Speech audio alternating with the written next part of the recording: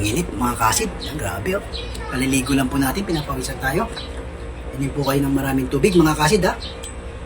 Pinaliguan ko si Buddy, ito po ginamit niyang pangunas. 1.5 po na po, 1.5 million na po nagtatanong kung ano po yung gamot sa, bakit paano daw po naging gamot ang busal ng mais sa pagtatae. So ganito lang po yan mga kasid. Pag nagtatay po kayo, salpak nyo lang po ito sa puwet. Medyo may sumisirit pa po mga kasid, i-adjust nyo lang po. Kaya po pala medyo ang pagkalaki po ng mais, mapayat dito, pataba ng pataba. Yun po pala ang purpose niya mga kasid.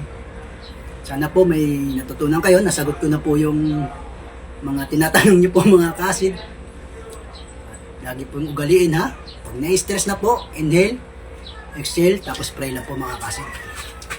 Pagpalang araw po sa ating lahat mga kasid. Hindi po mga kasid. Nadaan ko lang po lahat talaga sa katakamuritan na lang.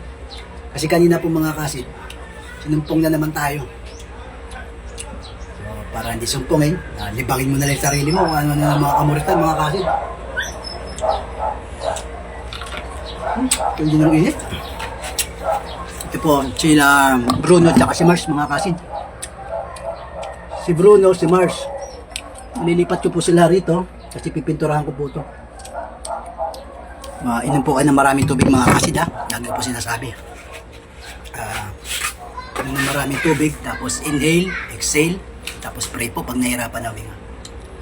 Pagpalang araw po sa ating lahat mga kasid. Anak mo, may natutunan po kayong kaalaman at nasagot ko na rin po yung mga katanungan nyo. Bakit po gamot ang busal ng mais sa pagtatae? Sana po ay nakatulong to sa inyo. Kasi proven tested po. Inano ko na po. Ayun, lumabas po Almoranas.